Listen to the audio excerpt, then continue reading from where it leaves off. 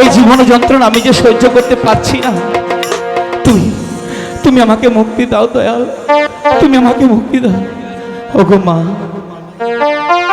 তুমি দূর থেকে চেয়ে দেখো, তোমার ছেলে আজ কত বিপদে পড়েছে। এই বন্দি কারাগারে বসে শুধু যে তোমার কথা মনে পড়ছে গো মা। হ্যালো,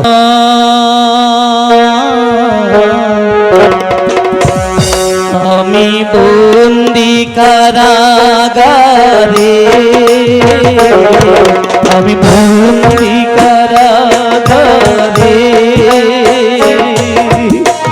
আছি গো মা বিপদে, বাইরের আলো চোখে পড়ে না।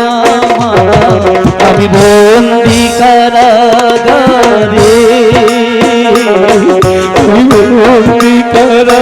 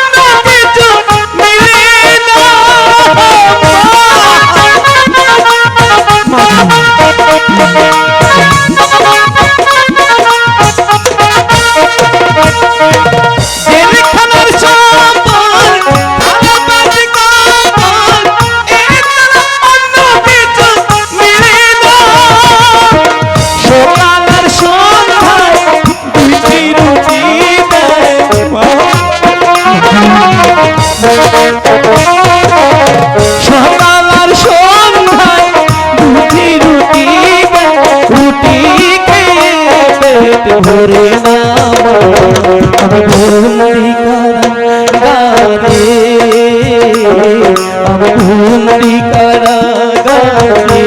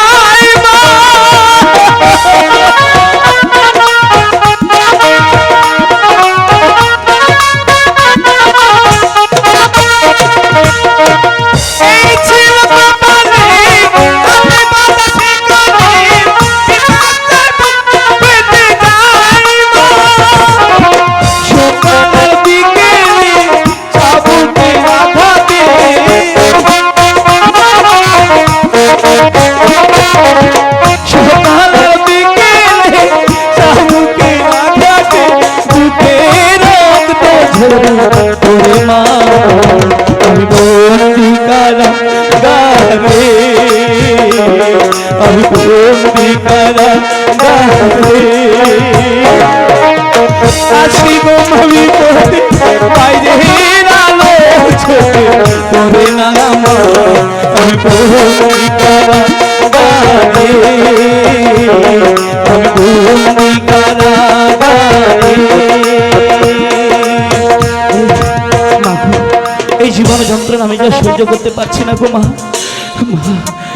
ও মা,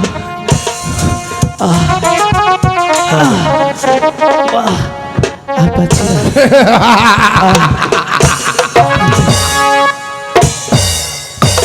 শত খাটলেও শাস্তির হাত থেকে তুই রেহাই পাবে না শয়তান। শাস্তি তোকে করতেই হবে। সেনাপতি কাকা, আবার আপনি আমাকে চাবুক মারতে এসেছেন।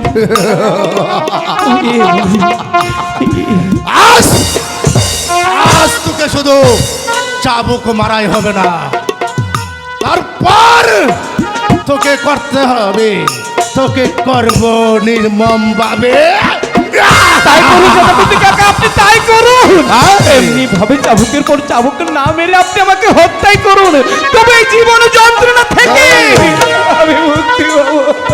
মরবার শোক, হ্যাঁ? হ্যাঁ, মরবার শোক।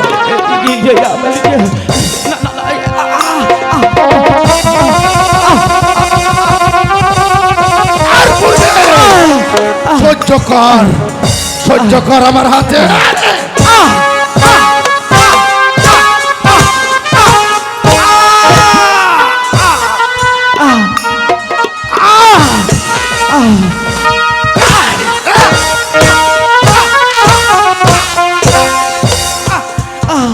আর পাচ্ছি না, আমাকে মুক্তি দিন, এবার আমাকে মুক্তি দিন। আর পাচ্ছি না।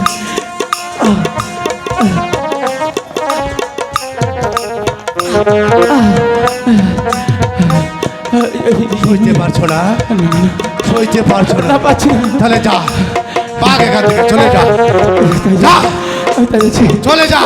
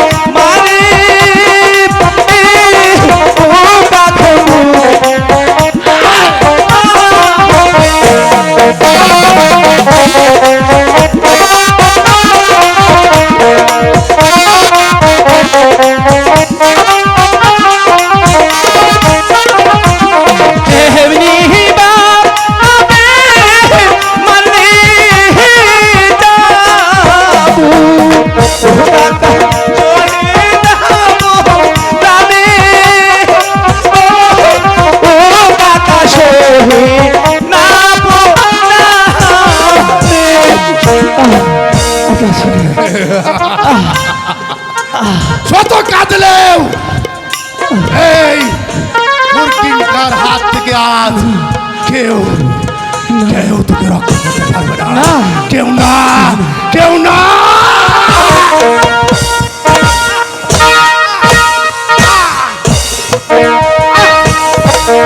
হুঁশিয়ার, হুঁশিয়ার, আমি ওকে রক্ষা করব। আমায়, আমি তোর জমদস্যু কালিকা। কালিকা, যদি প্রাণে বাঁচতে চাস তাহলে এই মুহূর্তে স্থান ত্যাগ করে চলে যা, নতুবা আমার হাতের কলকানা ভীষণভাবে উঠছে, আমার হাতের কলকানা উঠছে, তাহলে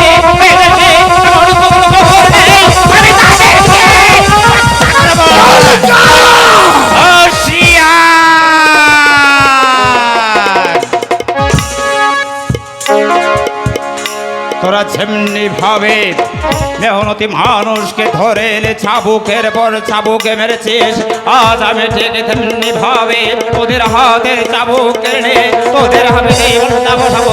আমি যদি তোদের পিঠে বসাতে না পারি,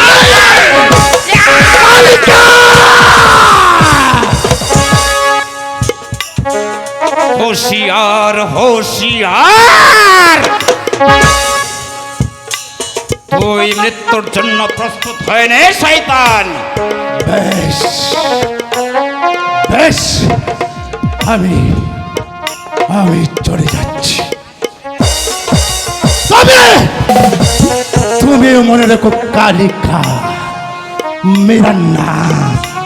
मेरा नाम सिपसाला गुरकिंका गुरकिंका।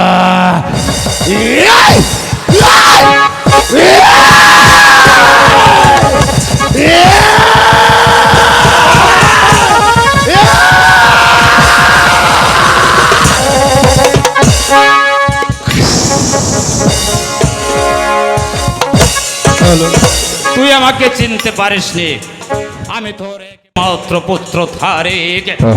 আমার হাতে যতক্ষণ পর্যন্ত এই পিস্তল থাকে, রূপনগরের এই বেঈমানগুলোকে ধ্বংস না করা পর্যন্ত আমি শান্ত হব না। একে একে এই রূপনগরের বেঈমানগুলোকে আমি এই দুনিয়ার বুক থেকে যতক্ষণ পর্যন্ত সরাতে না পারবো, ততক্ষণ পর্যন্ত আমি শান্ত হব না। কে তুমি ভাই? এমনি করে আমাকে বিপদের হাত থেকে রক্ষা করলে, বলো কে তুমি? ওরে হতভাগা, আমাকে তুই চিনতে পারলে না? একটু আমাকে তুই চিনতে পারছিস? আরেক ভাই তুমি? ভাই, আমি তোর তারেক ভাই, আমি তোর তারেক ভাই। তোর কান্না শুনে আমি আর স্থির থাকতে পারছিলাম না। তোর কান্নার শব্দে আকাশ বাতাস স্তব্ধ হয়ে গেছে। তাই তো আমি উল্কার গতিতে ছুটে এসেছি এই রাজপ্রাসাদে তোকে হত্যা করা নেবে। সেই হত্যার হাত থেকে তোকে রক্ষা করার জন্য আমি তোকে এই কারাগার থেকে মুক্ত করে তোকে নিয়ে যাব প্রাসাদের বাহিরে। আরেক ভাই, কি করে যাব? ময়না, ভয় নেই, ভয় নেই, আমি তোকে মুক্ত করে দিচ্ছি। চল আমার সাথে। আচ্ছা, কোথায় যাব? তুই ময়নাকে নিয়ে রাজ্য ছেড়ে অন্য রাজ্যে চলে যাবে। তোদের দু চোখ দিয়ে যাবে, সেই দিকে তোরা চলে যাবে। যদি কোনো বীর বাধা দিতে আসে, তাহলে এই তারেক সিংহের নিকট ছুটে তাদেরকে একে একে এই জীবন্ত কবর দেব। তবে একটি কথা, বলো। তুই ময়নার সাথে কোনোদিন বেঈমানি করতে পারবি না। না ভাইজান, না, আমি আপনাকে কথা দিচ্ছি। ঠিক আছে, ঠিক আমি ময়নার আছে। সাথে কোনোদিন বেঈমানি করব না। তুই আমাকে কথা দিয়েছিস, তুই মনে রাখিস একটি কথা, আমার সাথে যদি কোনো দিন তুই কথার ভর গেলাম হবে, সেদিন এই গুরকিনকা উমর খা যেমনি ভাবে আমার শত্রু, তাদেরকে আমি ধ্বংস করে দেব। তোকেও আমি ক্ষমা করব না। ঠিক আছে ভাইজান, শেষবারের মধ্যে আমি তোমার পদধূলি নিয়ে তারপর আমি যেতে চাই। ঠিক আছে।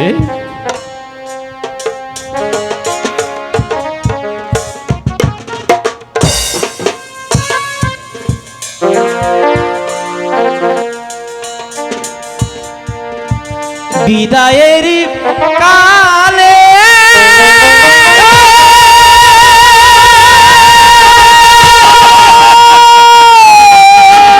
রেখে যাই দাদা, ব্যথা ভরা আখি জল গো, ব্যথা ভরা আখি জল।